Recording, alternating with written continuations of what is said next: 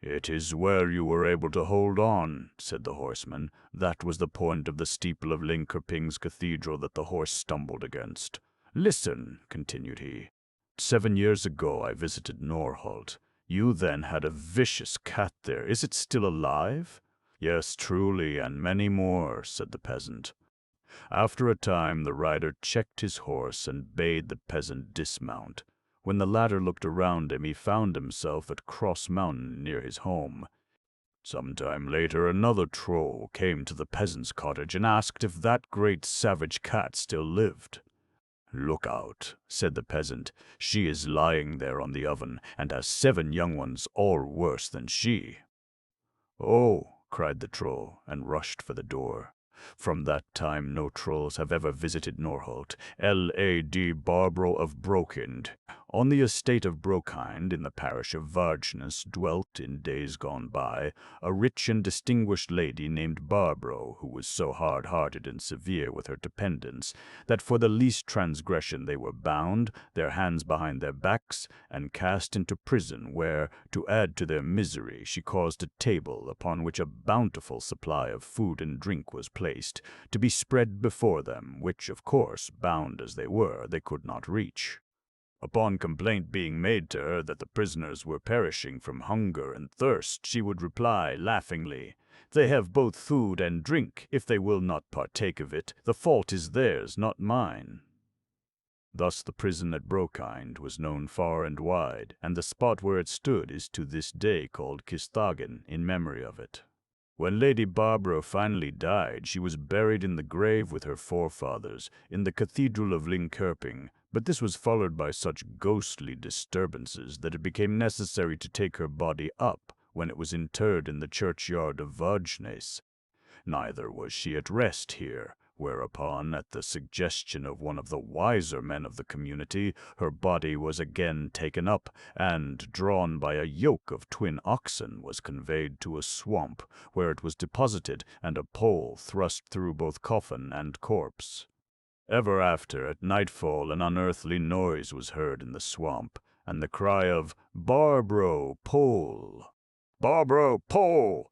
The spirit was, for the time being, quieted, but, as with ghosts in all old places, it returned after a time, and often a light is seen in the large, uninhabited building at Brokind, the Urco of North Tai J. From the point where the river Bostra empties into Lake Sommen, extending in a northerly direction for about 8 miles, bordering the parishes of North Wiege and Asby, nearly up to a point called Hornes, stretches the principal fjord, one of several branching off from the large lake.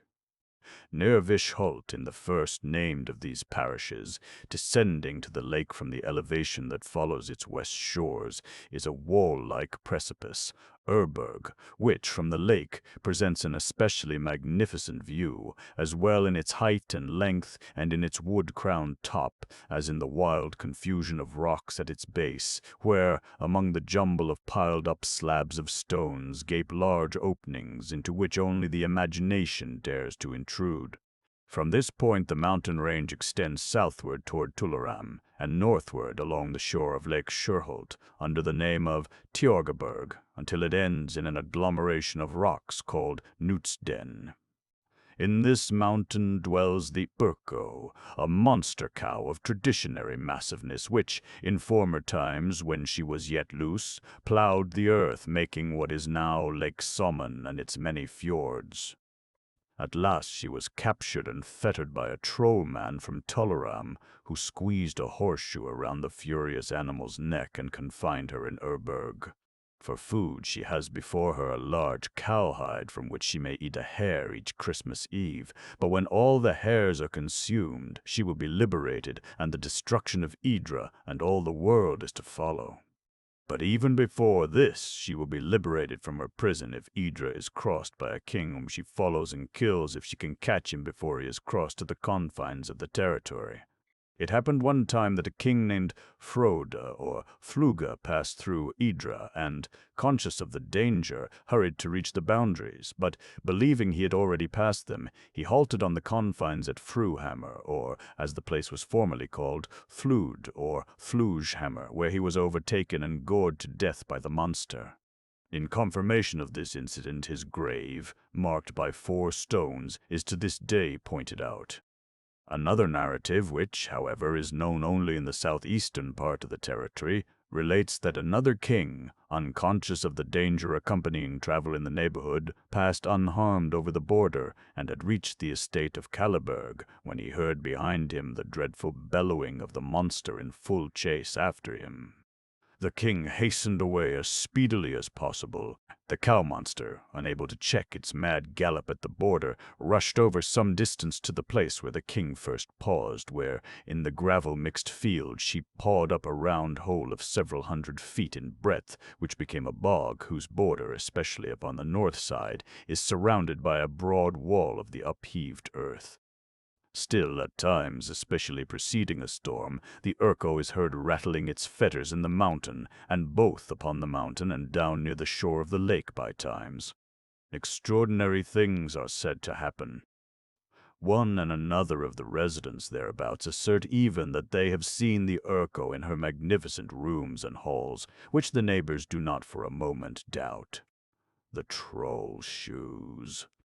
Near Kurlefors, in the jurisdiction of Kinda, lived, a long time ago, an old woman who, as the saying goes, was accustomed, during Easter week, to go to Blockula.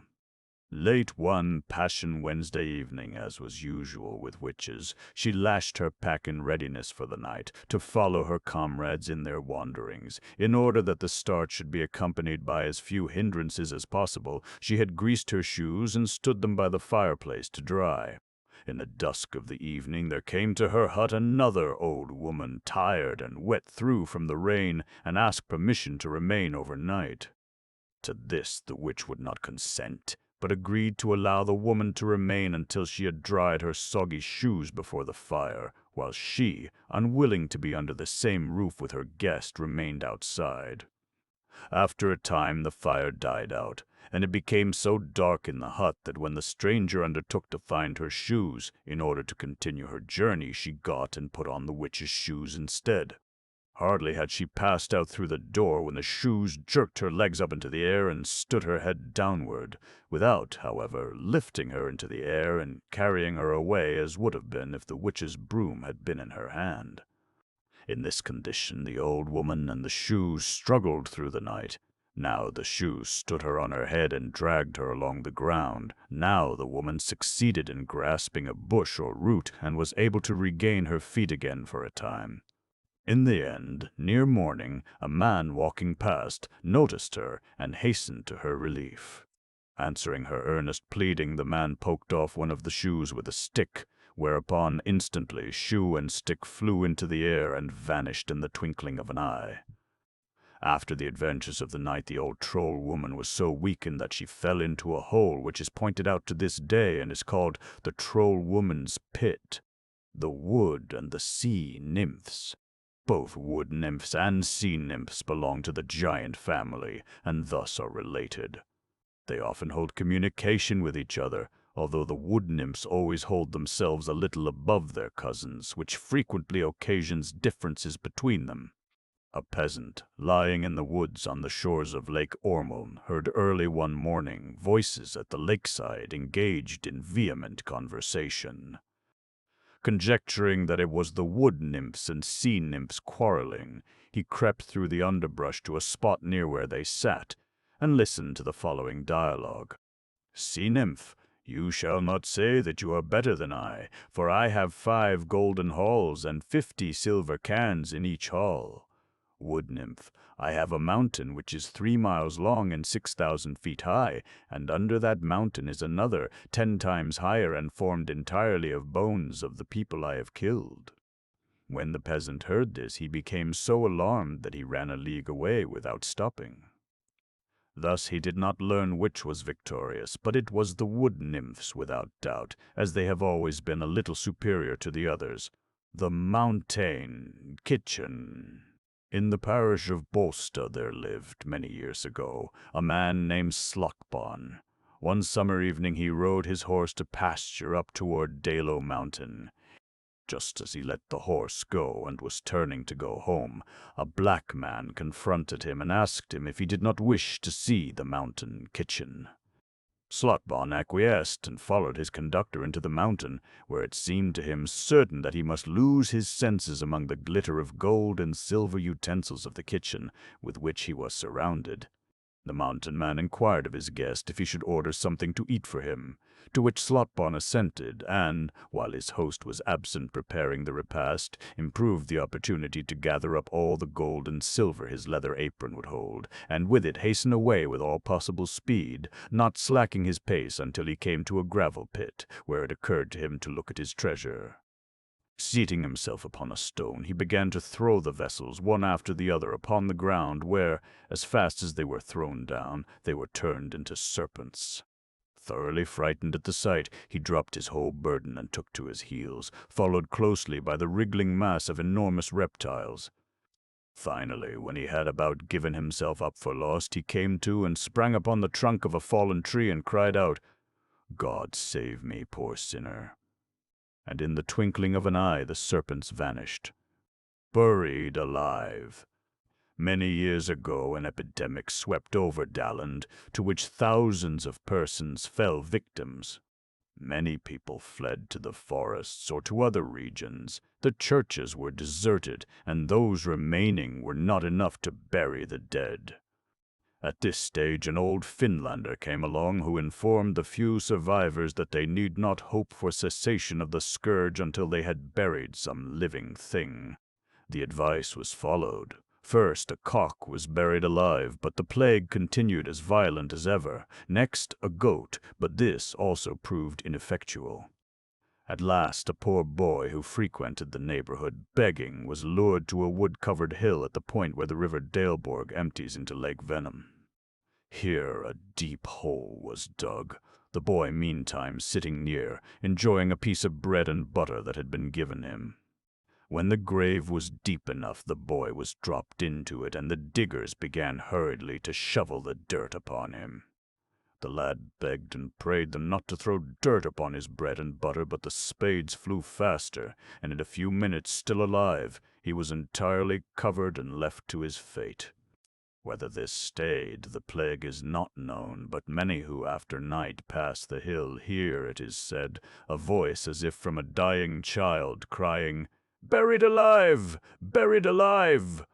Jonas Spitz. At Helge, in the parish of Sunn, lived a warrior by name Jonas Spitz, who, in wars against the Russians and others, had gained for himself the reputation of a brave man.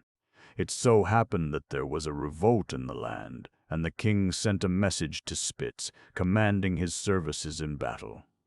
One Sunday morning, after the troops had assembled in the field, Spitz was engaged in grinding his sword. "This is right," said the king. "There will be fighting tomorrow. Let me see that you make good use of your weapon then." "I shall not fail you," answered Spitz, and continued his grinding. The next day brought a bloody conflict, in which Spitz's sword was not idle until the evening and the conclusion of the battle, when the king asked for him. "Here I am," answered Spitz, bowing before him. "Let me see your sword," said the king, "and know what services you have done this day." "Here it is," said Spitz, at the same time reaching for the weapon covered with blood. "Good," said the king. "I'll gild this sword for you," whereupon he knighted him and commanded that he should be called the Spitz of Gillenspitz.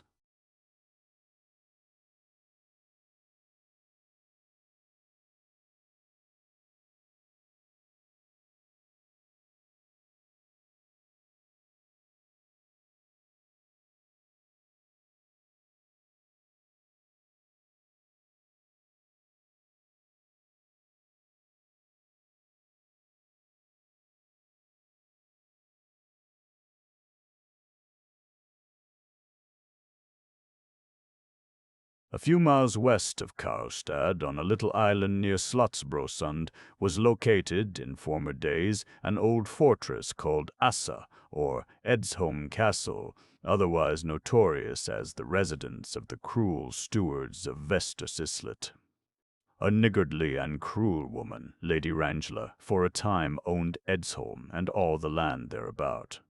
She soon made herself bitterly hated by the peasantry because of the oppression she heaped upon them, and especially because of the unreasonable toll she demanded every time they crossed the castle bridge.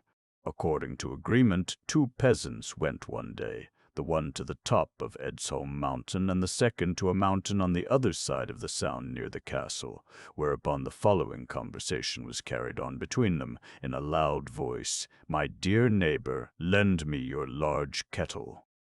"What do you want with it?" "I want to cook Lady Rangela of Edsholm Castle because she demands too high toll from passers over the bridge." "You shall have it gladly." This was heard at the castle, and Lady Rangela, believing it to be the trolls planning her destruction, hurriedly packed her treasures and deserted Edsholm. She had, however, gone no further than to Ranglesund, or Ransund, which is named after her, when a severe storm overtook her and sunk the boat, with people, treasure, and all. When the peasantry learned what had happened, they poured into the castle and razed it to the ground, since when there has been nothing to indicate its existence more than a few heaps of gravel. Sacks of Saxholm. At the mouth of the Bay of Omé, upon a little island which on its west side is connected with the island of Kumel, is situated the castle of Saxholm. Here dwelt in former days a powerful chief by name Sax, the greater part of whose time was spent in bloody warfare, in which occupation he seemed to find great success and pleasure. At home he was gloomy and reserved, and very cruel to his wife. Finally, becoming wearied by her husband's continued harshness, she determined to elope with another who better understood how to reward her love. One time when Saxe was at Christmas matins in the church at Varnum, his wife set fire to the castle, shut the gates, and threw the key over the wall into the garden outside. Preceding this, she had commanded that her horses be shod with shoes reversed, thus hoping to bewilder her pursuers. Then, with her lover and a few trusty servants, the castle was deserted, and her way taken over the ice-covered bay. When Saxe came home, he found his castle wrapped in flames, and the following lines written on the outer gate: "Within is burning Saxe's knout, and Saxe cruel must lie without." What the chief's thoughts were at such a greeting is not related. Meantime his wife, before she left the castle, had deposited in one of the vaults a chest filled with valuables, and had declared that no human power should move it therefrom. Many attempts have since been made to unearth this treasure, and it is said that more than once the searchers have so far succeeded as to get a glimpse of the iron-bound chest. But always at this point they have been frightened away by an awful voice calling out from the depths of the vault, "Don't come here." The polite coal burner. At Vegeforce Forge, up near the northern frontier, there was, many years ago, a charcoal burner who, however vigilant he might be, always had to rebuild and burn his stacks. Now the wood was not burned enough, again poorly burned, and 1,000 annoyances pursued him in his work. One evening, as he sat in his hut mending his tools, a beautiful maiden entered and, complaining that she was almost frozen, asked permission to warm herself at the fire. The coal-burner, who had been long in the woods, understood at once that his visitor was a wood-nymph, beautiful and enchanting when seen face to face, but, when seen behind, is adorned with a bushy fox-tail. When she had warmed herself in front a while, she turned her back to the fire, and the coal-burner was given an opportunity to see the tail, whereupon, with unexpected courtesy, he addressed his guest. "Miss, look out for your train, please." That nice name for her troublesome appendage won the troll-woman's affections, and from that day everything went admirably with the coal-burner. The harvesters. In the parish of Exherad lies a mountain, Seljeburg, which was formerly the dwelling place of trolls and giants, now exterminated. Near the mountain dwelt a farmer on one of the best farms in the parish. One summer evening he went over his fields, admiring the seas of golden grain and exulting at the abundant harvest promised him. "God be praised for this crop," said he. If I now could have all these fields harvested by early morning, I would give my best cow." Hereupon he returned to his home and went to bed. Through the whole night the noise of reaping was heard in the fields, and the trolls calling, "Make bands and bind, let the farmer dry it himself." As soon as sunrise, the farmer was upon his feet and out into the fields, where, to his indescribable amazement, he saw them reaped and the grain lying in bundles upon the ground. Guessing that the trolls had had a hand in the work, he sprang to the stable, there to find a stall empty and his best cow gone. The Ulfgright stones! In the peak of Mount Garfite, one of the many mountain tops that raise themselves over Kilseberger, dwelt, in former days, a giant named Rise. One morning, as he went from his grotto out into the day, a strange sound, which caused him to pause, greeted his ear. He listened for some time, then returned into the mountain and called his wife. "Put the smallest of those stones that lie upon the peak into your garter and sling it at that grey cow that goes tinkling along down there by Hehelmaren," said he, meaning the new church just completed at Orebro, whose bells were that morning ringing for the first time in the service of the Lord. The giantess, as she was commanded, took a stone as large as a house and threw it at the church, some 8 or 10 miles distant. "That was a poor throw," said the giant, when the stone fell down on the plain of Rumbo. "Bring here the band. You shall see a throw that will do its work." Whereupon he adjusted a monstrous stone in his wife's garter, and, swinging it a few times through the air, let it go with all his power toward the new church. "Great in command, but little in power," said the giant woman when the stone fell upon the one she had thrown and was broken into 1,000 pieces. At the same time the bell rung out with wonderful clearness. Furious with rage, he tore up 2 large stones, took one under each arm, and set out for Orebro. Intelligence having reached the residence of Orebro that the giant was coming, consternation was general and good advice dear. Finally, an old man undertook to save the church. In great haste he gathered up all the worn-out shoes he could find, put them in a sack, and set out to meet the giant. At Ulfgright, in Toby, he met the giant, who was anything but gentle in appearance. "How far is it to Orebro?" asked Rise. "I can't say exactly," answered the old man in an innocent manner, "but it is long away, you will find, for it is 7 years since I left there, and I have worn out all these shoes on the way." "Then let him who will go there, but I will not," said the giant, and threw the stones from him to the ground with such force that they rang as they struck it. The stones lie there by the roadside even today, but the most remarkable circumstance is that they turn over whenever the church bells in Orebro are rung. R.U.G. Bridge. In the last years of the 14th century there lived in Strängnäs the well-known bishop, Conrad Ruga, or Bishop Court as he was called by the people. Holding his office at a time when the glory of papacy was at its height, it is natural that his power was great and influence unusual. Yet tradition has not been content with this, but has magnified his endowments to the almost supernatural. In order to maintain discipline and order in his bishopric, he was wont to travel from place to place in his diocese, always visiting in these journeys the convent of Risberga. During one of these official tours he purchased in Tangerosa 3 small farms and made of them a large domain which he improved and called Tristorp, 3 farms, but from Risberga to Tristorp it is a long distance, and as the bishop was not unskilled in constructing underground ways, he having already completed one such under the Mälar from Strängnäs to his residence, Tinnelsjö, he tunneled a passage from the monastery to Tristorp under Logjö. For the public he built a road above ground, which is the same that now leads to Tristorp around the north shore of Logjö.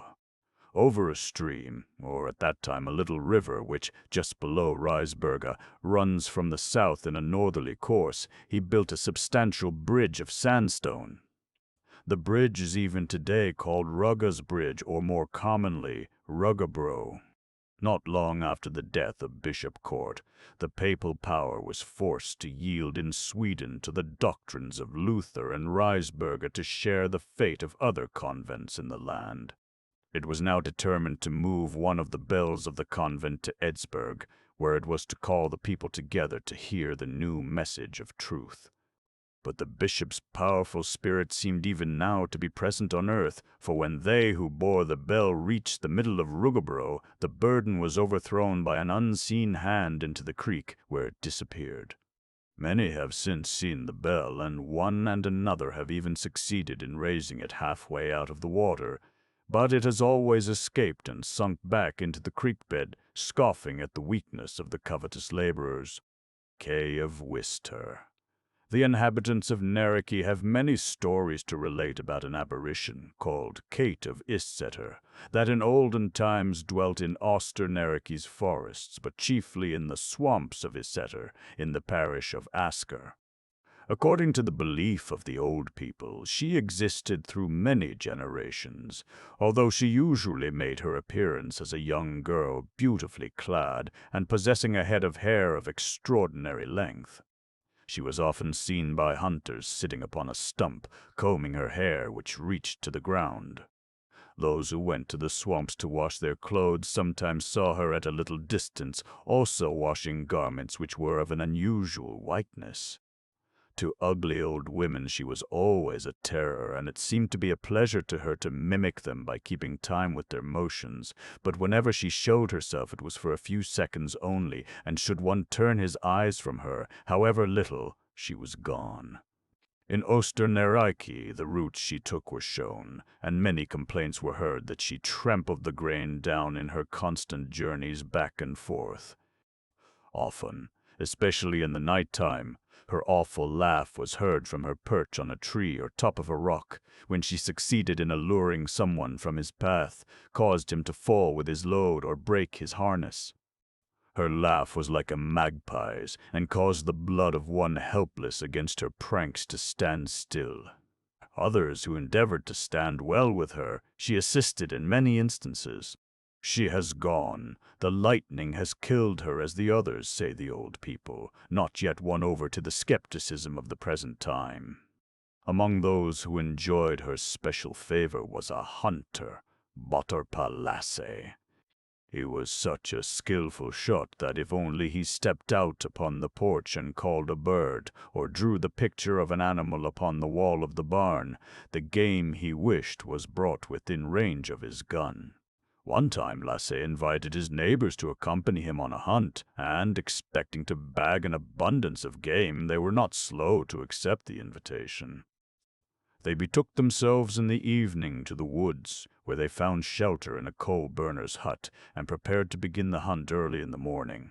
Along in the night Kate entered the hut, and requested the hunters to show her their guns.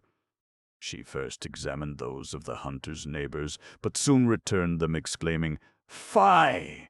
She then took Lasse's gun, blew down the barrel, examined the priming, and handed it back, exclaiming, "Good, good, my boy." What this signified was soon manifested when Lasse secured a fine lot of game and the others did not so much as get a shot.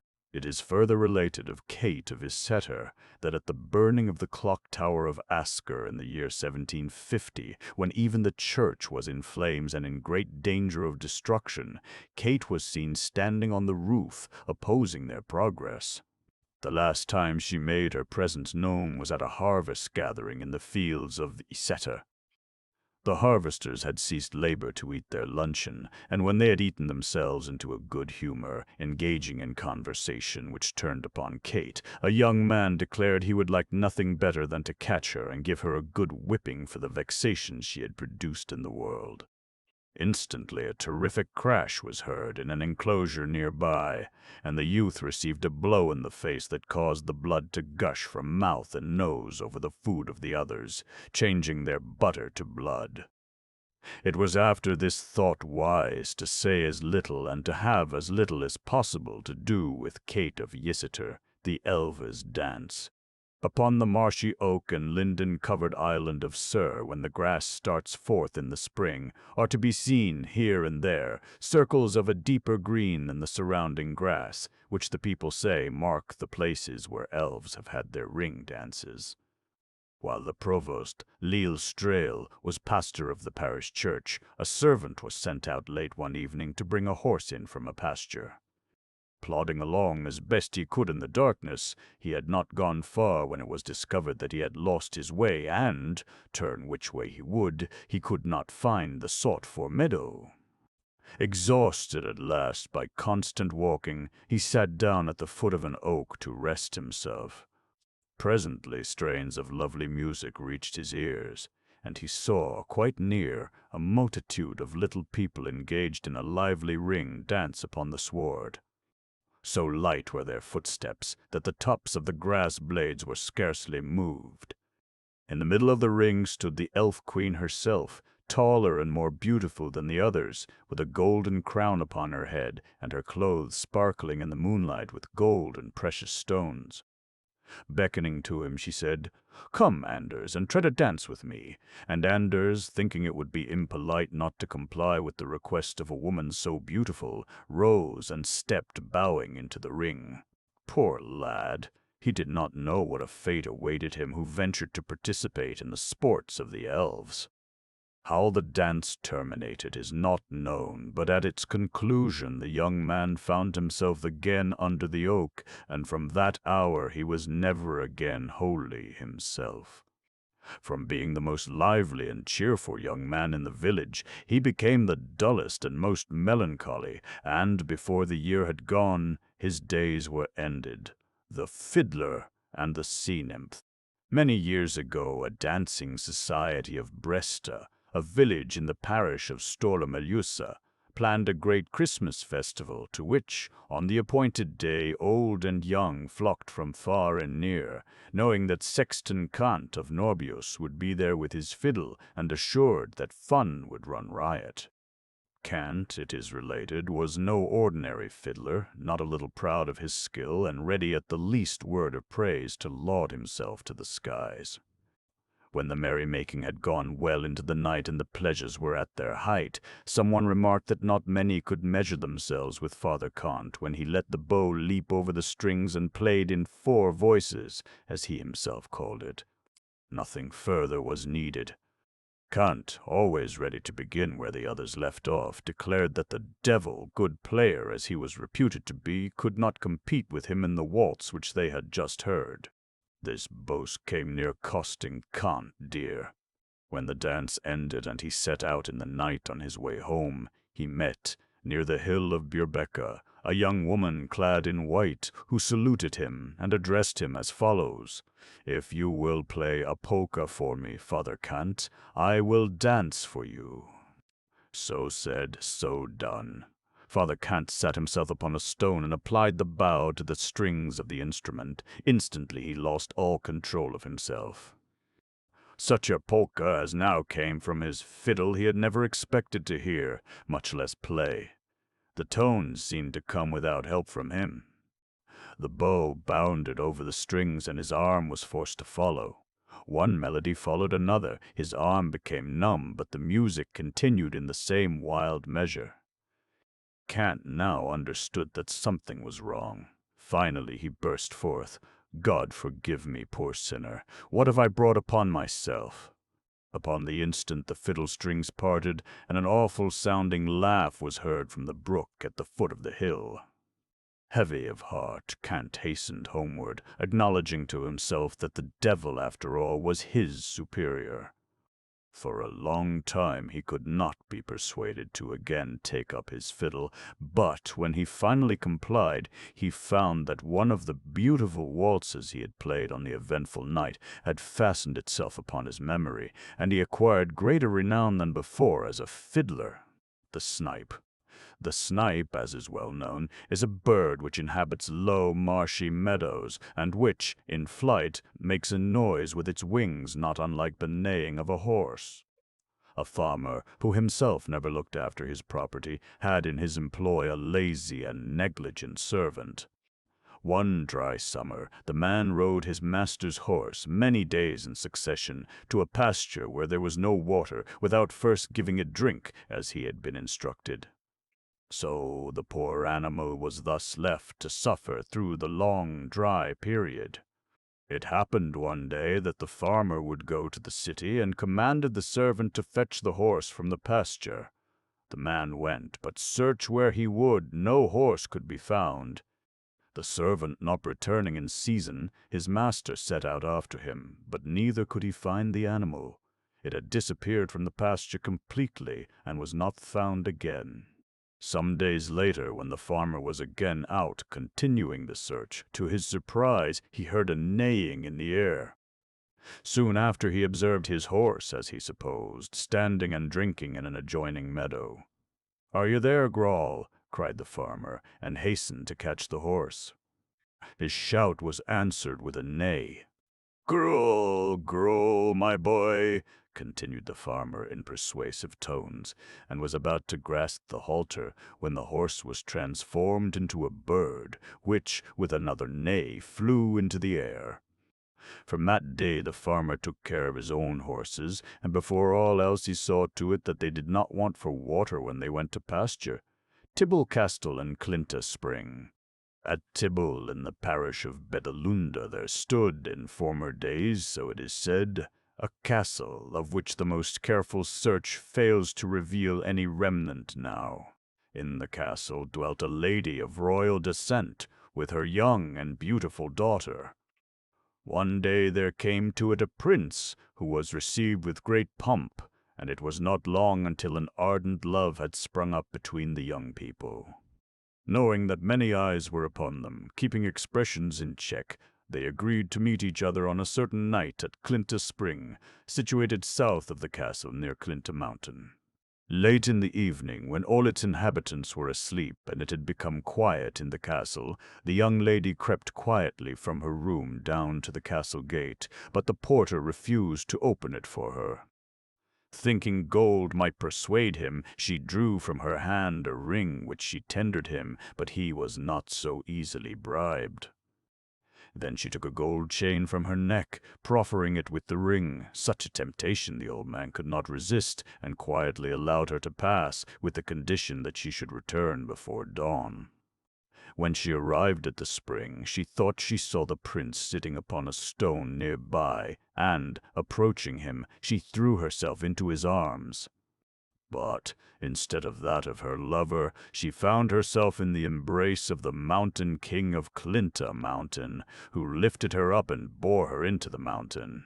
Before reaching the interior of the mountain, however, she succeeded in slipping the crown he wore from the giant's head and hanging it, as she passed, upon the branch of a pine tree, so that the prince could see that she had kept her appointment.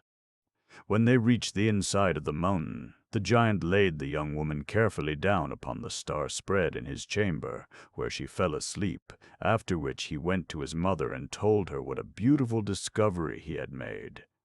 Meantime, the prince came to the spring. When he failed to find his mistress there, he walked around the meadow and came, finally, to the mountain, where his attention was attracted to the crown hanging in the tree. He now understood what had happened, and in anguish drew his sword and pierced his body with it. When the young woman awoke, the giant woman commanded her son to carry her back to the spring. "But," added she, "before you reach there, 3 lives will have been forfeited." And so it happened. While the giant was carrying the young woman to the spring, she breathed her last and was laid by the giant at the side of the prince. Meanwhile, the porter, in remorse over his deed, had thrown himself from the tower and thus ended his days. The prince and his love were laid upon a golden wagon and conveyed to a beautiful green meadow on an eminence near Gritta, and there interred. Even the wagon and sword were buried in the mound, which every spring is surrounded by a hedge of white, blooming bird-cherry. But both wagon and sword shall in time be dug up, when he who is first to see the latter shall receive his mortal wound therefrom. The coal burner and the troll. On a point which shoots out into the northwest corner of Lake Rosvalen, in the region of Lind, lived, in days past, a coal burner named Nils. His little garden patch was left to a servant boy to care for, while he dwelt always in the forest, chopping coal wood during the summer and burning it in the winter.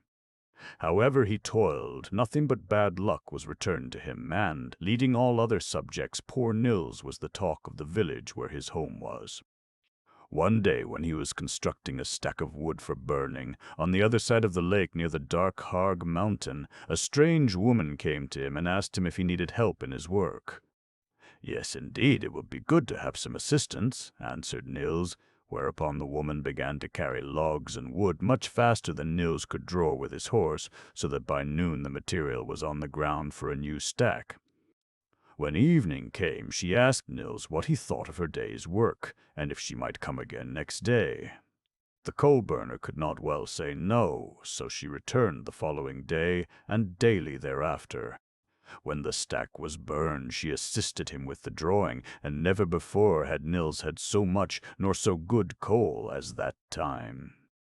Thus the woman remained with him in the forest 3 years, during which time she became the mother of 3 children. But this did not bother the coal burner, for she took care of them so that he had no trouble from them.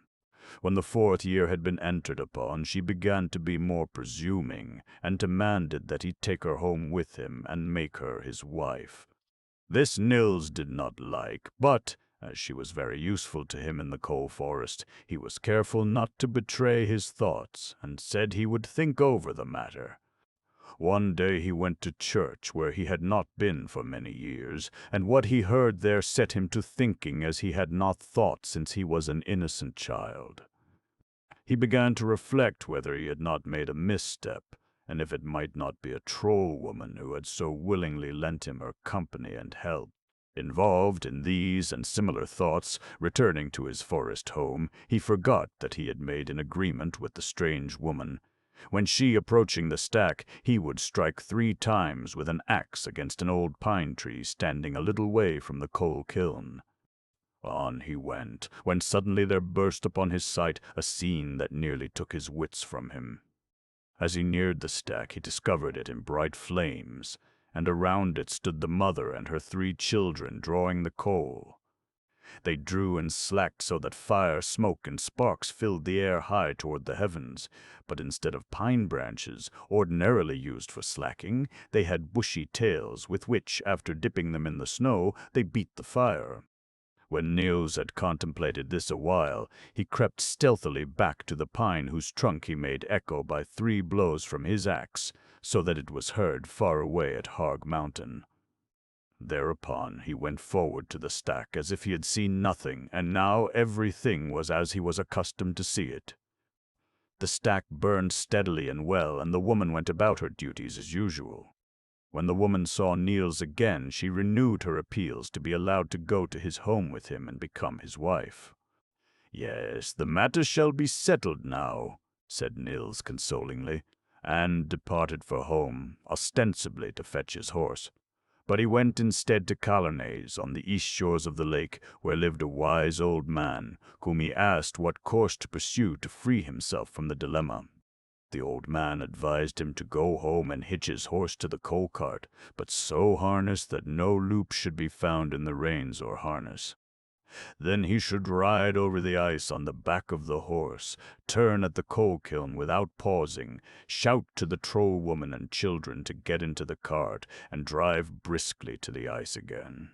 The coal burner, following the instructions, harnessed his horse and saw to it carefully that there was no loop upon the reins or harness, rode over the ice up into the woods to the kiln, and called to the woman and her children to jump in, at the same time heading for the ice and putting his horse to the best possible speed. When he reached the middle of the lake, he saw, running toward him from the wilderness, a large pack of wolves, whereupon he let slip the harness from the shafts, so that the cart and its contents were left standing on the slippery ice, and rode as fast as the horse could carry him straight to the other shore. When the troll saw the wolves, she began to call and beg. "Come back! Come back!" she shrieked. "If you will not do it for my sake, do it for your youngest daughter, Vippa." but Niels continued his way toward the shore. Then he heard the trolls calling one to the other. Brother in Harsberg, sister in Strippa, and cousin in Rinskällen, catch hold of the loops and pull. He has no loop, came a reply from the depths of Harsberg. Catch him at Herkulern, then. He does not ride in that direction, came from Ringskällen, and Nils did not go that way, but over fields, stones, and roads, straight to his home, where he had only arrived when the horse fell dead, and a troll shot came and tore away the corner of the stable.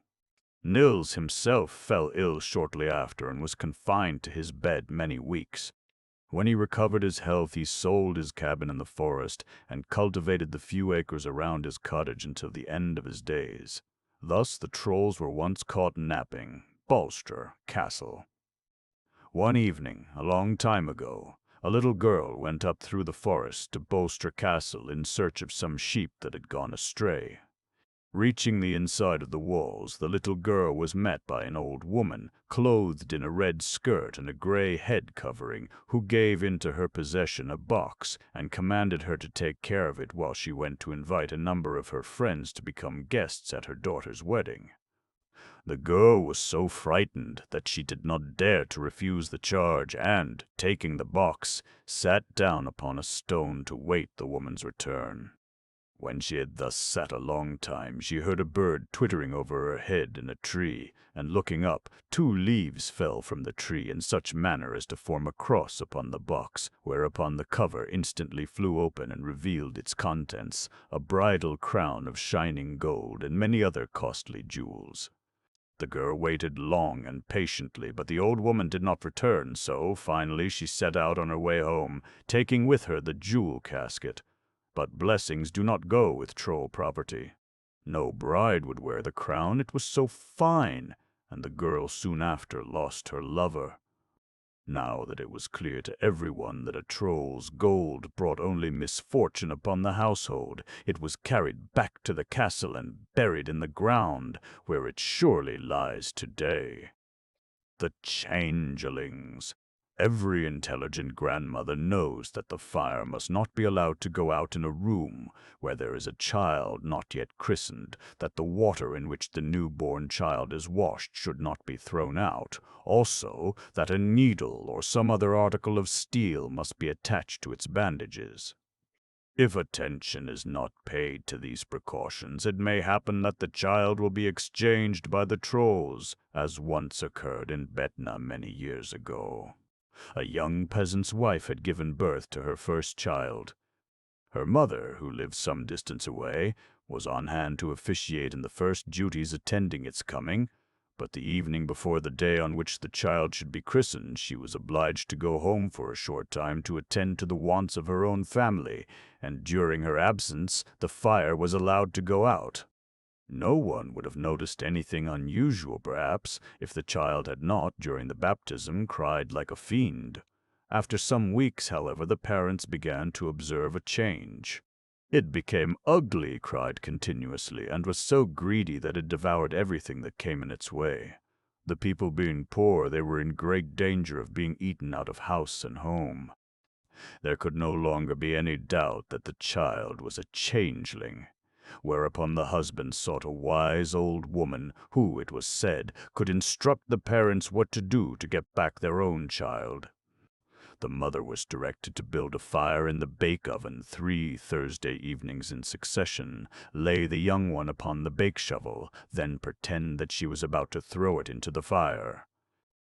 The advice was followed, and when the woman, the 3rd evening, was in the act of throwing the changeling into the fire, it seemed, a little deformed, evil-eyed woman rushed up with the natural child, threw it in the crib, and requested the return of her child.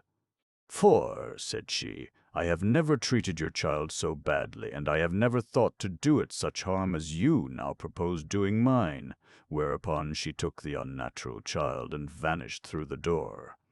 Another changeling story, but with less unfortunate consequences, is told in Södermanland. A resident of Vingåkir, who made frequent trips to Nyköping with loads of flour, was in the habit of halting for the night at the house of a farmer in Verna.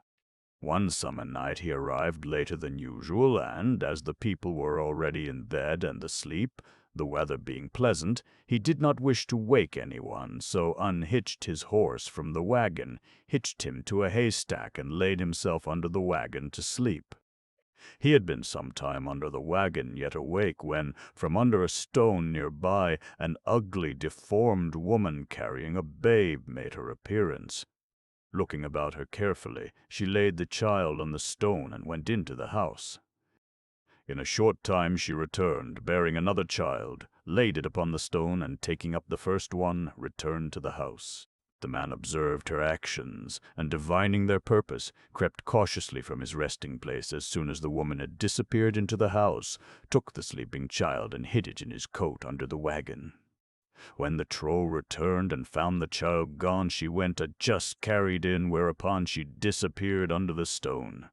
The traveler, anxious for the welfare of his little charge, which had in such an extraordinary manner fallen into his hands, could not close his eyes for the rest of the night. As soon as it dawned, he went with his precious burden to the house, where he found the occupants in great consternation over the disappearance of the child, which, as may be presumed, was received with great rejoicing. The Lady of Pintorp, what is now the country seat of Eriksberg, with its castle-like buildings among parks and gardens, was once an estate called Pintorp, upon which tradition has fixed the melancholy story of the Lady of Pintorp. At Pintorp, so goes the story, lived a nobleman who, at his death, yet a young man, left his goods and estates to his widow. Instead of proving a good mistress to her numerous dependents, she impoverished them in all possible ways and treated them with the greatest cruelty. Under the castle she had deep cells, the terrors of which, on the slightest provocation, many a poor innocent creature was made to experience. She would set vicious dogs on beggars and children, and he who was not at his work at a fixed hour could be certain that he would go home in the evening with his back well lashed. Early one morning, the Lady of Pintorp stood on the castle steps, watching the people congregate for the day's work. Noticing an unfortunate fellow a little behind time, she flew into a rage, pouring upon him a flood of abuse and curses, and in punishment commanded him to fell the largest oak to be found upon the estate, and to carry it, before evening, uncut, top foremost, to the garden. If he failed to execute the command fully and punctually, he was to be mercilessly driven from the estate and all his possessions confiscated. Pondering over his sentence, the man went to the woods, where he met an old man who inquired why he looked so sad. "Because I am done for, if the Lord does not come to my aid," sighed the unfortunate fellow, and informed the old man what a task his mistress had put upon him. "Don't be uneasy," said the stranger, "but chop that oak, then set yourself upon the trunk, when Eric Gillersterne and Svante Bonner will draw it to the castle." The peasant, as he was instructed, began to cut the tree, which fell with a great crash at the third blow of his axe. Taking his seat upon the trunk, the tree at once began to move as if drawn by horses. The speed was soon so great that opposing fences and gates were brushed aside like straws, and in a short time the oak had arrived at the designated spot in the castle yard. Just as the tree-top struck the castle gate, one of the invisible haulers stumbled, and a voice was heard to say, "What, you on your knees, Svante?" The lady who was standing upon the steps at the time understood, without anything further, who had been the laborers' helpers, but instead of repenting, she began to swear, scold, and in the end to threaten the man with imprisonment. Hereupon there was an earthquake which shook the walls of the castle, and a black carriage drawn by 2 black horses stood in the castle yard. A handsome man dressed in black stepped from the carriage, bowed to the lady, and bade her prepare to follow him. Tremblingly, for she knew well who the stranger was, she begged him to let her remain 3 years yet. To this the visitor would not consent. She begged for 3 months. This was also denied her, and at last she prayed for 3 days, then 3 hours, but was allowed only 3 minutes in which to dispose of her household affairs. When she saw that prayers availed her nothing, she asked him to, at least, allow her curate, chambermaid, and house servants to go with her on the journey. This was granted, so they entered the carriage, which was instantly under way and went off at such a speed that the people who stood in the yard saw nothing but a black streak behind it. When the lady and her followers had ridden some time, they came to a lighted castle, up the steps of which the black gentleman conducted them. Arriving in the hall, he deprived the lady of her rich clothes and gave her instead a coarse gown and wooden shoes. Next he combed her hair 3 times with such a vengeance that the blood streamed from her head, and concluded by dancing with her 3 times until her shoes were filled with blood. After the first dance she asked permission to give her gold ring to her chamberlain, whose fingers were burned by it as with fire, after the fingers as if glowing iron. At the termination of the 3rd dance, a trap in the floor opened, and the woman vanished in a cloud of smoke and flames. The priest, who stood nearest, peeped with curiosity into the opening where the woman had gone down, when a spark came up from below and hit him in the eye, so that thereafter he had but one eye. When all was over, the gentleman in black gave the servants permission to return home, but with strong injunctions not to look back. Hurriedly they sprang into the carriage. The way was broad and straight, and the horses galloped with great speed, but the chambermaid could not control her curiosity, and looked back. Instantly the carriage, horses, even the road disappeared, and the travelers found themselves in a wild forest, where they wandered 3 years before finding their way back to Pintorp. Lake Goldring. About 1.5 miles from Strenghez lies a narrow valley, between several wood-covered heights, and the island upon which in olden times Ingild Ilrada burned herself and all her attendants. The valley is called Eldsund, and was formerly an open waterway connecting 2 of Lake Malar's bays. Vessels went, then, unhindered through there, and not many years ago a sunken vessel was found, buried in the mud that had one time been at its bottom. Now there is nothing but a small stream winding its way between grass-grown banks, and cows and goats graze where the perch and the pike formerly had their playground. At one place this little stream spreads its banks until a small lake is formed, which was once of quite respectable size, but is now almost grown over with reeds. Many a poor man has there caught a fish for his pot that otherwise would have been empty enough. A good while back there lived a lady on the estate not far from this lake, perhaps as near as Nesbyholm, upon which, near the watercourse, lies the notable Cuckoo Stone. This lady was very rich, and still more proud, looking with contempt upon all who had less money and lands than she, and were not of as noble blood as she believed herself to be. One day an old priest visited her. A priest in all respects, not one of those accommodating fellows that could be sent to stir the fire, or one who went with bent back away from home and was painfully straight at home, but a priest who did not hide his thoughts under a chair. While the priest and his hostess were one day walking along the lake shore, she began, as was her habit, to boast of her riches, to tell how much money she had at interest, and how many tax lists she had complete and incomplete, whereupon the priest asked her how far she thought all that went, or what, after all, it amounted to, for she could not take her riches with her into the grave. At this the lady became angered, and declared that she was so rich that if she should live even many hundreds of years she need not want, and that it was as impossible that she should become poor as it would be to recover her gold ring from the depths of the lake, at the same time drawing a ring from her finger and casting it far out into the water. The priest maintained that as wonderful things as this had happened in the world, and that it was not more impossible that her ring might be recovered than that she might become poor.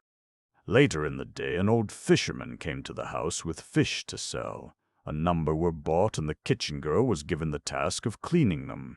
When she cut open the largest pike, she saw something shining, and, upon looking with greater care, she recognized her mistress's most valuable finger ring. In great haste she rushed to the lady, who sat wrangling with the moderate priest because he could think it possible her riches might be taken from her. "Has my lady lost her ring?" asked the maid. The lady ceased to talk, and cast a glance at the priest, who sat quietly at the window looking out toward the lake. "Here it is, anyway," said the maid, and laid the ring upon the table. The lady grew pale, but the priest looked more serious than ever. How it went with her and her riches thereafter, the story does not relate, but the lake is called Goldring to this day. The Troll's Garden at Stalsback. In the forest north of Stora Duulu, in the parish of Stora Malm, lies a hill called Stalsbacka, Stall Hill, because King Charles XI is said to have had his stable there on one of his journeys.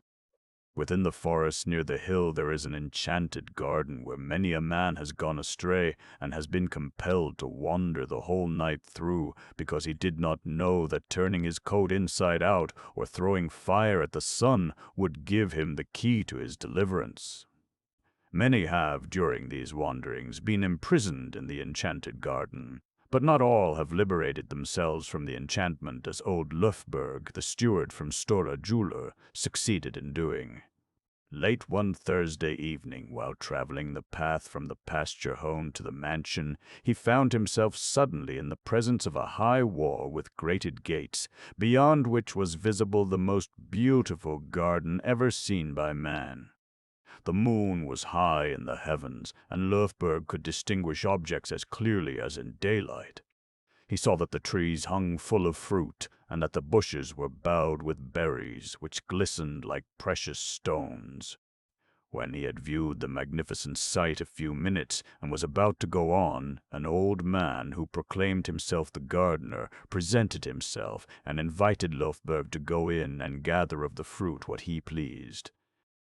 But Löfberg was too wise for this. He understood that what he saw was the work of the trolls, and answered that at home there was a much more beautiful garden, and that he had no occasion to go into strange gardens to get a few rotten, sour apples. This he should not have said. Suddenly there came up a strong wind, which blew his hat over the wall, and, as Löfberg left it behind him and hastened home, there came a crash in the forest, whereupon the vision suddenly melted away. Herr Melker of Vekholm, in the parish of Vekholm, east of Svingarn Fjord, lived, in the 15th century, a priest widely known for his wisdom and goodness. No day went by that he did not read his Bible, and in the evening, when others had gone to rest, he went to the church to offer up his prayers at the altar. His wife, who attended only to her worldly affairs and did not look upon these nightly ramblings kindly, determined to put an end to them, and to this end one evening called into service one of the servants. "Lasse," said she, "if you will put a white sheet over you and stand in the dark near the path and frighten father when he comes from the church, you shall have a pot of ale." The man had nothing against this, and with the assistance of his mistress clad himself as directed and took a position near the path connecting the church and parsonage. After a while the priest came from the church. Upon observing the spook, he read a prayer and bade the apparition sink into the ground. The man sank into the ground to his knees without betraying himself, but continued to play the ghost. The priest prayed again, when Lasse sank into the ground to his waist. "It is I, dear father!" "It is I!" cried Lasse, now in consternation. "It is too late, Lasse!" replied the priest with a sorrowful voice. At the same time the servant sank alive into the earth out of sight. To commemorate the incident, a wooden cross was raised on the spot, which is always replaced by a new one when the old one has become old and decayed. The Old Man of Laga. Near Laga Church, in the municipality of Langhandra, is a singularly formed mountain.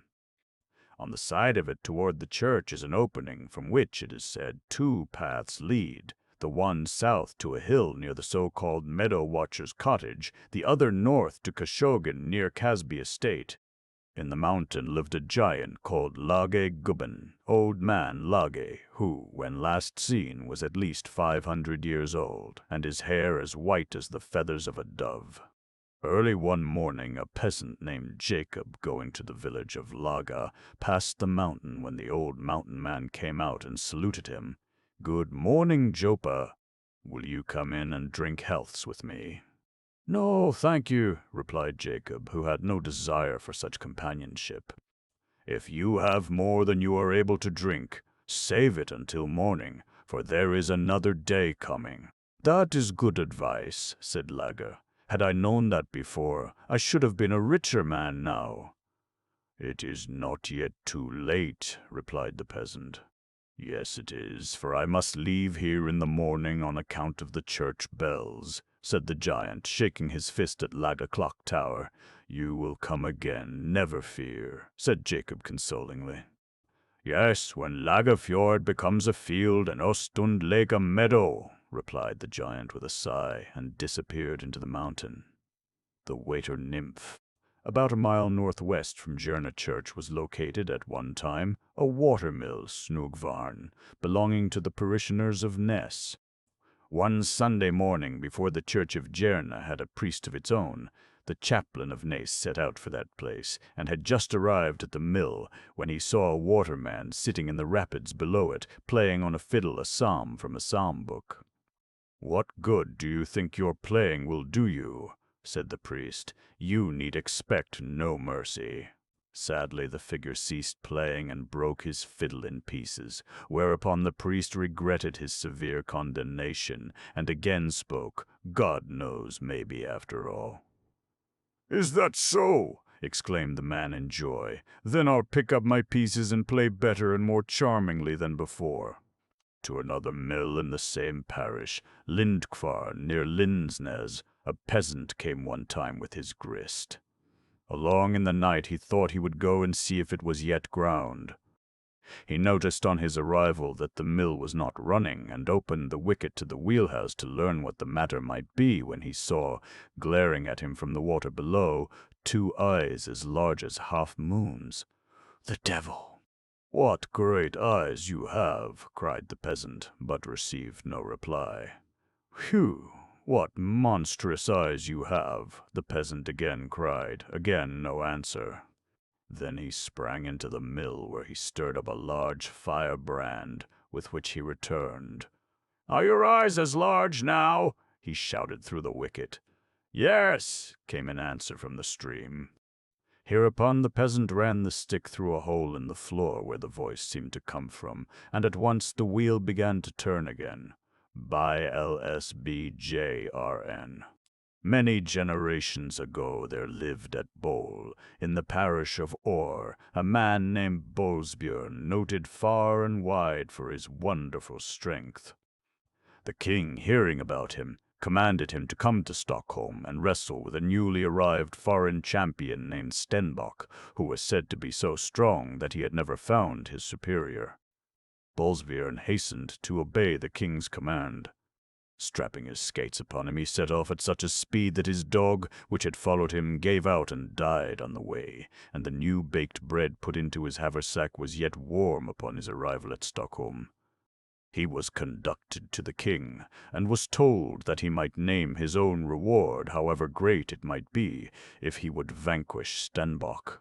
The struggle was soon begun, and suddenly concluded by Bolsbjörn laying his antagonist upon his back with such force that 3 of his ribs were broken.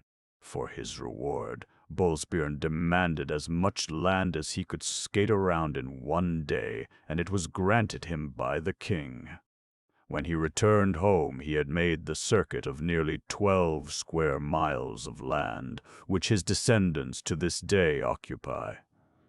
The treasure. Seekers. It is an established rule that he who seeks buried treasures must carefully maintain the utmost silence, lest his search be in vain and harm befall him body and soul. They were not ignorant of this. The 4 men that one time made up a party for the purpose of unearthing treasures said to be buried in Josseterdal, making their way one midsummer night, Across Lake Selen they saw approaching them a man of strange aspect, behind whose boat dragged a large fir tree, and a little later another, who inquired if they had seen any floatwood on their way. The treasure-seekers, who understood that these rowers were no other than fairies, pretended not to hear the question, and reached Chosetadal finally without further temptation. Just as they began to dig in the hill, a grand officer approached and addressed them, but no one answered. Soon after, a number of soldiers marched up and began to shoot at the diggers, but they did not allow even this to disturb them.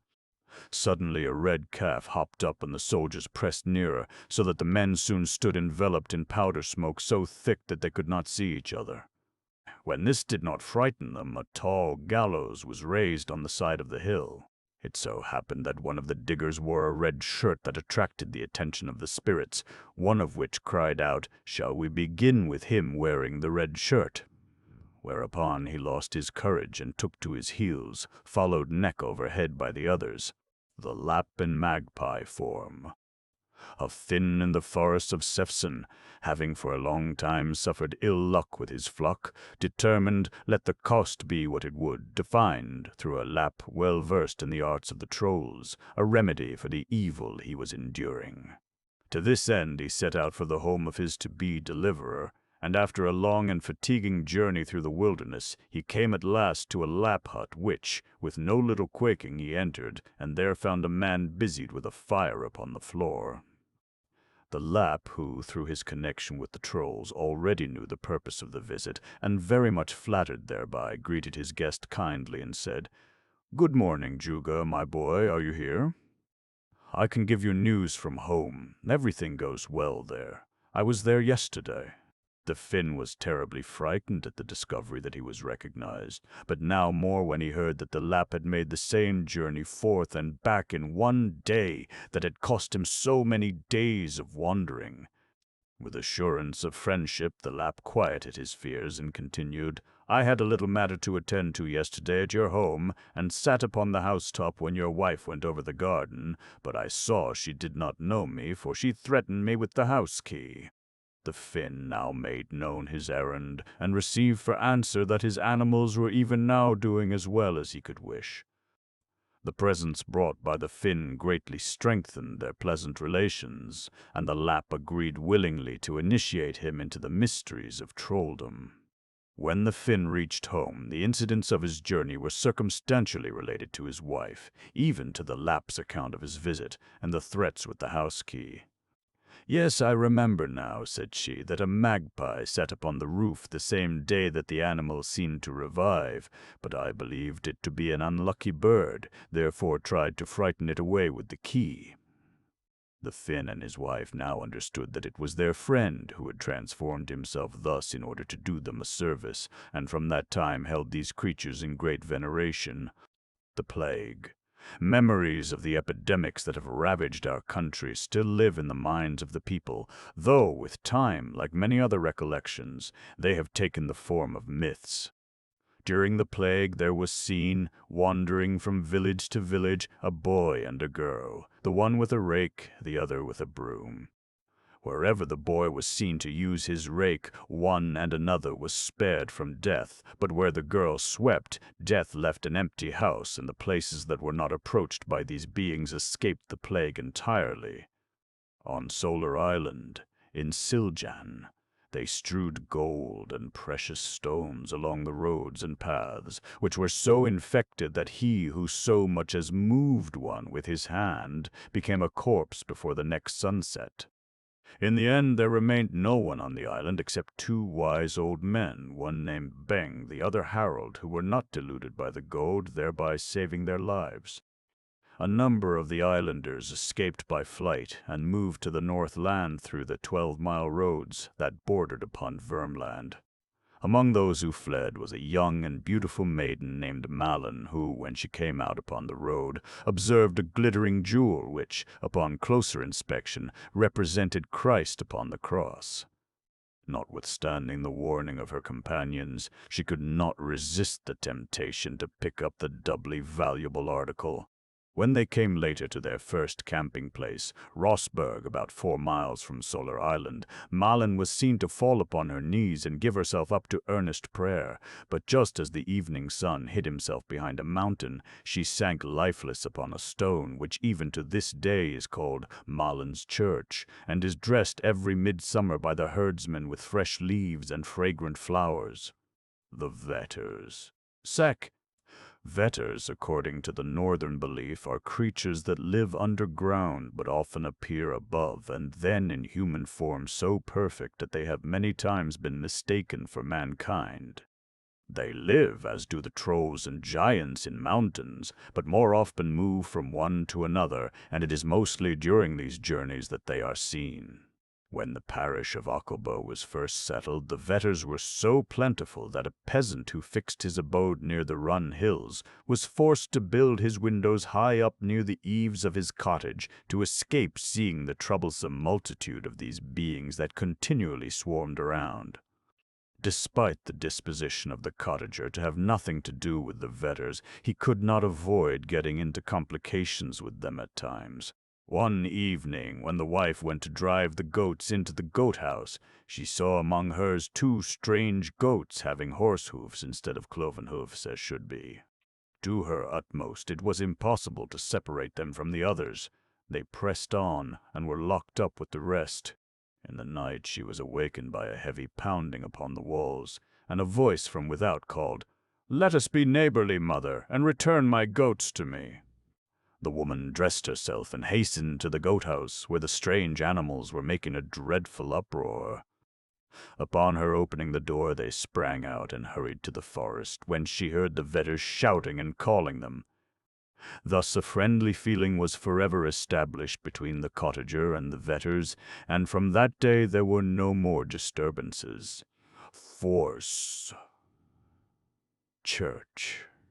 In the village Tosta, Tatistad, in the parish of Hög, lived in former times a widely renowned man named Tatter, whose son Black, after whom the high mountain Blackosberg was named, dwelt in Nannestad, a village in the parish of Forsa. When the father and son were baptized, they together built the church of Hög in commemoration of the event. Upon its completion, Black, whose home was a long ride distant, stipulated that the bells calling the people to worship should never be rung until his white horse was seen on Assax Hill. One Christmas day, when Black was later than usual, Tata commanded that the bell be rung, and the services had already begun when Black arrived at the church. In anger he tore the runic engraved ring from the church door with prayers bounded upon his horse, made a vow that he would build a church of his own where the ring fell to the ground, and mounting his horse rode away at full speed. While crossing Lake Forsa, the ice broke, and the horse was plunged into the water. But both horse and rider, however, succeeded in reaching the shore, where the horse shook himself so violently that the ring was loosened and fell to the earth. Black kept his word and built a church, which, after the adjacent lake, was called Forsa Church. Starkad and Bale.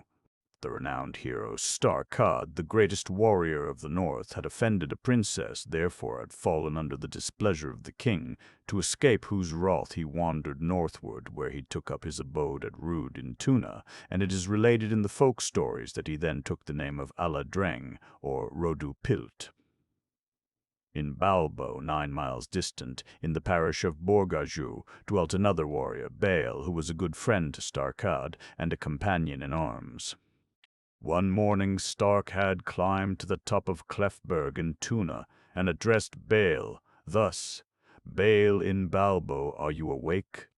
"Redu Pilt," answered Bale, 9 miles away. "The sun and I always awake at the same time, but how is it with you?" "Poorly enough. I have only salmon for breakfast, dinner, and supper." "Bring me a piece of meat." "All right," replied Bale, and in a few hours arrived in Tuna with an elk under each arm. The following morning Bale stood upon a mountain in Balbo and shouted, "Redu Pilt, are you awake?" "The sun and I awake always at the same time," answered Starkad, "but how is it with you?" Oh, I have nothing but meat to eat, elk for breakfast, elk for dinner, and elk for supper. Come, therefore, and bring me a fish." "All right," said Starcad, and in a little while he was with his friend, bearing a barrel of salmon under each arm. In this manner the warriors kept each other supplied with fresh game from forest and sea, meantime spreading desolation and terror through the country. But one evening, as they were returning from a plundering expedition to the sea, a black cloud appeared, and it began to thunder and lighten. Both hastened on the way, but reached no further than to Vatcham, when Starcad was struck dead by lightning. His companion buried him in a hill around which he placed 5 stones, 2 at his feet, 1 at each shoulder, and 1 at his head, marking to this day the grave of Starcad 40 feet in length. The Bell in Scalavad. When the church at Scalavad was about to be built, parishioners could not agree upon a location. Those who resided farthest north wished it built at Hemling, and those dwelling to the south desired it more convenient to them. To terminate the wrangle, an agreement was arrived at as ingenious as simple.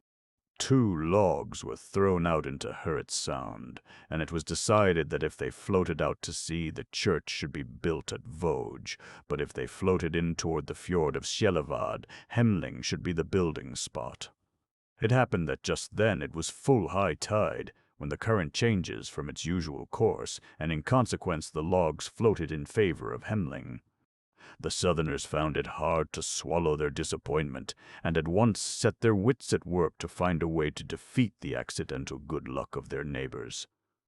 In the old chapel of Hemling there was an unusually large bell, said to have been brought from some strange land and regarded with great veneration. Upon this the Southerners set their hope.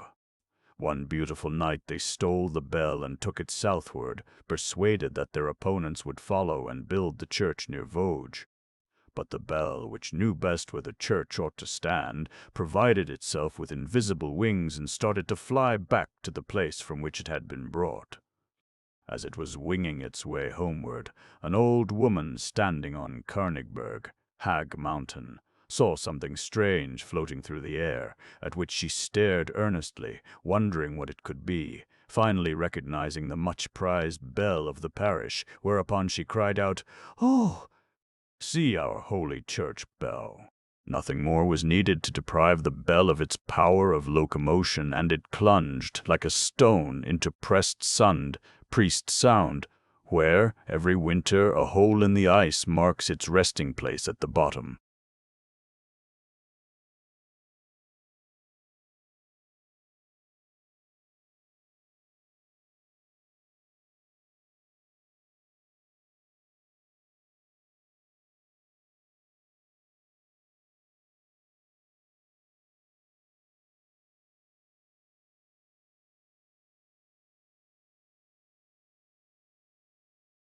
In Herjedalen, as in many of the northern regions of our country, where there is yet something remaining of the primitive pastoral life, there are still kept alive reminiscences of a very ancient people whose occupation was herding cattle, which constituted their wealth and support. It is, however, with a later and more civilized people, though no date is given, that this narrative deals. In days gone by, so the story goes, it happened that a milkmaid did not produce as much milk and butter from her herd as usual, for which her master took her severely to task. The girl sought vindication by charging it upon the vets who, she claimed, possessed the place and appropriated a share of the product of the herd. This the master was not willing to believe, but, to satisfy himself, went one autumn evening, after the cattle had been brought home, to the dairy house, where he secreted himself, as he supposed, under an upturned cheese kettle.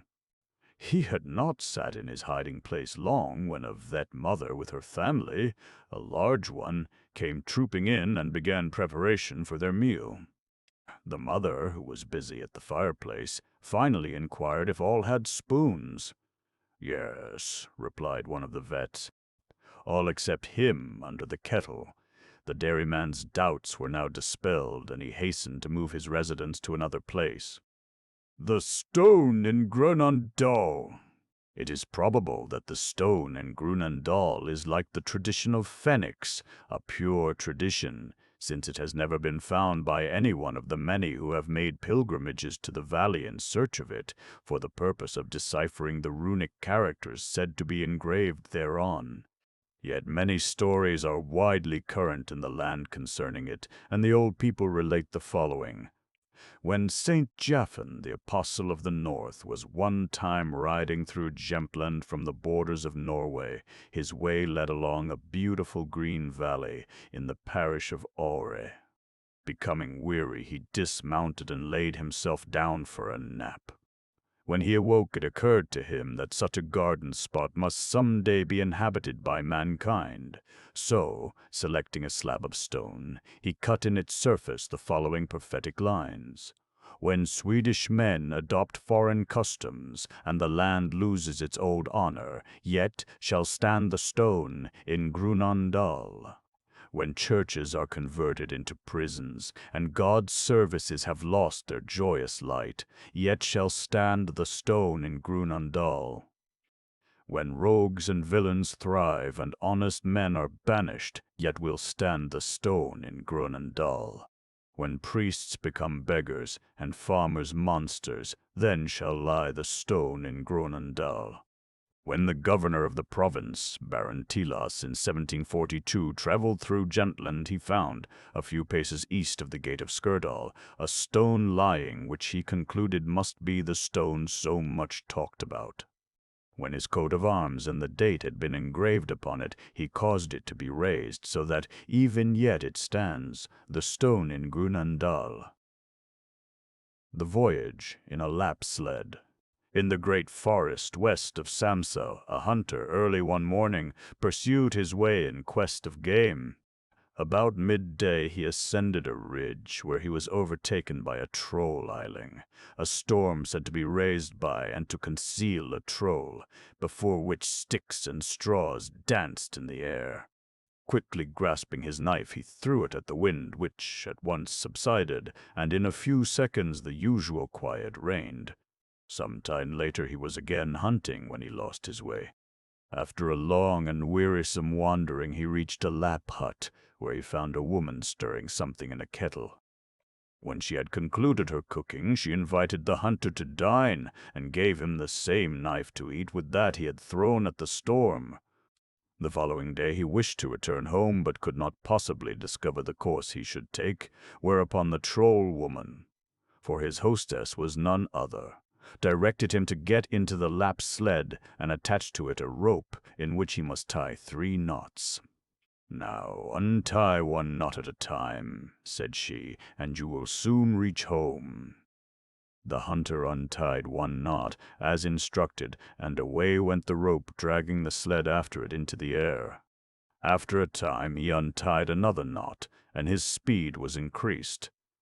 Finally he untied the last knot, increasing the speed to such a rate that when the sled came to a standstill, as it did, suddenly, not long after, he concluded his journey, falling into his own yard with such force as to break his leg. The Lapp Genesis, or the first of mankind. The Lapps, like other people, have their legends, and many of them the same, or nearly so, as are found among other nations. Others reflect more particularly the national characteristics of the Lapp folk. Thus, for instance, there is to be found among them a tradition of a general deluge, a universal catastrophe whereof there still remains a dim reminiscence in the consciences of so many other primitive people.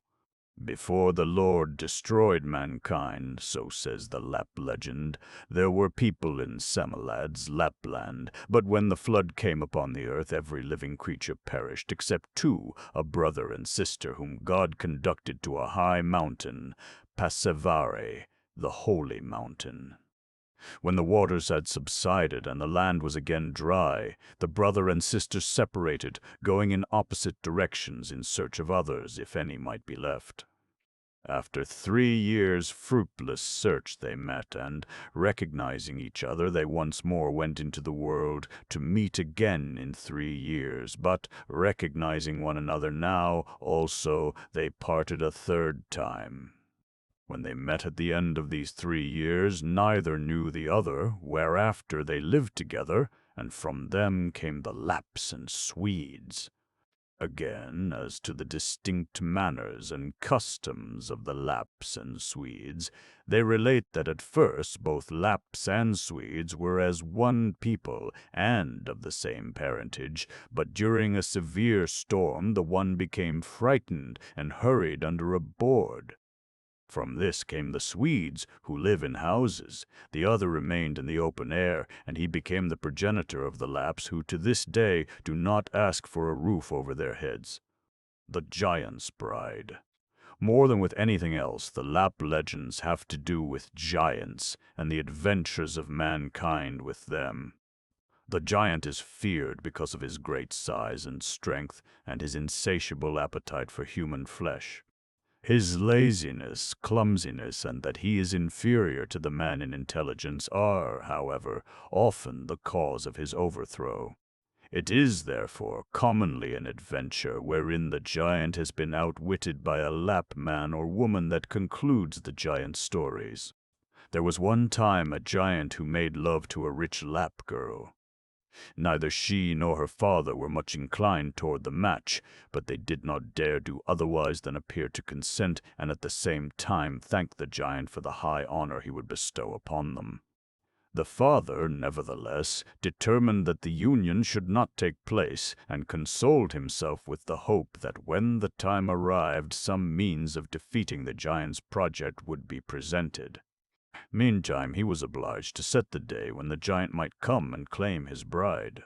Before the giant's arrival, the Lapp took a block of wood about the size of his daughter, and clothing it in a gown, a new cap, silver belt, shoes, and shoe-band, he sat it up in a corner of the tent with a close veil, such as is worn by Lapp brides, over the head. When the giant entered the tent, he was much pleased to find the bride, as he supposed, in her best attire awaiting him, and at once asked his prospective father-in-law to go out with him and select the reindeer that should go with the bride as her dower. Meanwhile, the daughter was concealed behind an adjacent hill with harnessed reindeer ready for flight. When the reindeer had been counted out, the giant proceeded to kill one of them for supper, while the Lapp slipped off into the woods, and, joining his daughter, they fled with all speed into the mountains. The giant, after dressing the reindeer, went into the tent to visit his sweetheart. "Now, my little darling," said he, "put the kettle over the fire, but no move in the corner." "Oh, the little dear is bashful. I'll have to do it myself, then," said he. After the pot had been boiling a while, he again addressed the object in the corner. "Now, my girl, you may cleave the marrow-bone," but still no response. "My little one is bashful, then I must do it myself," thought he. When the meat was cooked, he tried again. "Come now, my dear, and prepare the meat." But the bride was as bashful as before, and did not stir. Gracious, how bashful she is! "I must do it myself," repeated the giant. When he had prepared the meal, he bade her come and eat, but without effect. The bride remained motionless in her corner. "The more for me, then," thought he, and sat himself to the repast with a good appetite. When he had eaten, he bade his bride prepare the bed. "Ah, my love, are you so bashful?" "I must then do it myself," said the simple giant. "Go now and retire." No, she had not yet overcome her bashfulness, whereupon the giant became angry and grasped the object with great force. Discovering how the Lapp had deceived him, and that he had only a block of wood instead of a human of flesh and blood, he was beside himself with rage, and started in hot pursuit after the Lapp. The latter, however, had so much the start that the giant could not overtake him. At the same time, it was snowing, which caused the giant to lose his way in the mountains. Finally, he began to suffer from the cold. The moon coming up, he thought it a fire built by the Lapp, and at once set out on a swift run toward it.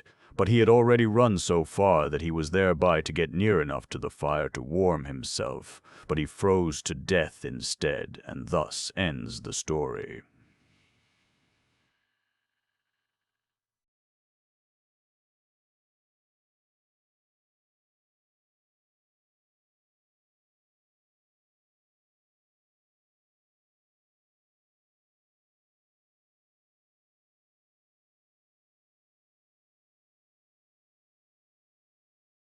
A poor Lapp once ran into the hands of a giant, by whom he knew he would be devoured if he could not conceive some means of outwitting him.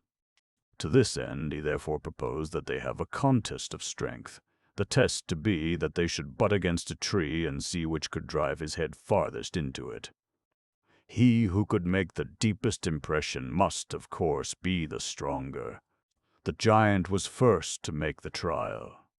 Taking his stand some distance from a tall pine with a spring forward, he drove his head with furious force against the trunk, but the most careful search did not discover a mark caused by the blow. The Lapp then said that he would show his strength the next day. During the night he made a large hollow in the trunks of several trees and re-covered the cavities nicely with the bark. Next morning, when the contest was renewed, the Lapp ran from tree to tree, into each of which he thrust his head to his ears. The giant looked on, thoroughly crestfallen at the exhibition of strength, but proposed that they have another trial. This time he who could throw an ice axe highest into the air should be declared the victor.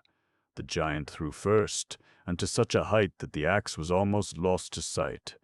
"That was a miserable throw," said the Lapp. "When I throw it shall be so high that it will lodge upon a cloud." "No, my dear," shouted the giant.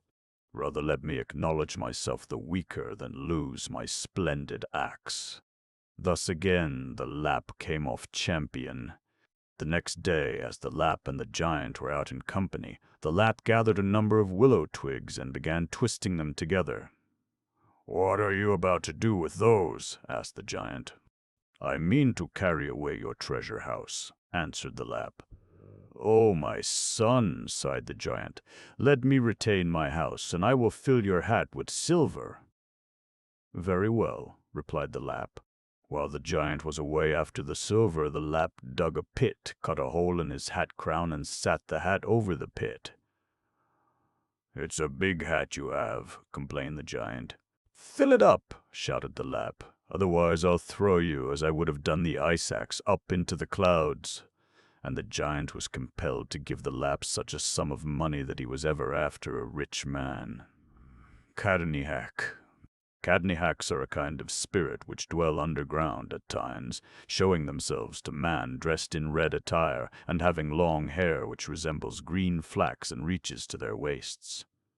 Like the Lapps, they have reindeer and dogs, and like them also in this and their dress, their language and songs are the same.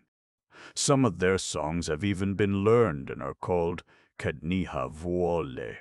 It happened in the last century that a great number of the mountain Lapps had pitched their tents in the vicinity of Kvikjok. It was at the season when the court and fair were in session in Jokkmokk. In the absence of the older people, in attendance at court or fair, the youths and maids remaining at home let themselves out for a good time at all kinds of games. An old Lapp woman, knowing that the Kednahaks, or trolls, living in the adjacent mountains would not tolerate such a confusion, warned the young people, but in vain. Evening came, and all retired to rest, but it had hardly become quiet in the Lapp tents before the Cadniacs were heard to be astir. The tinkling of bells, cries of men, barking of doves, noise of reindeer, and a general commotion prevailed on all sides. The Lapps were seized with fear and trembling. The old Lapp woman arose from her bed of reindeer skins and peeked out through the tent door. With horror she saw the whole tribe of sprites marching straight down upon the camp. No time was to be wasted. She threw about her a skin and hurried out to treat with the angry trolls. With great trouble and promises that she would see to it that the children would conduct themselves better in the future, she induced them to change their course, thus staying the danger the camp was in of being trampled down. From that day there was quiet in the camp as long as it continued there.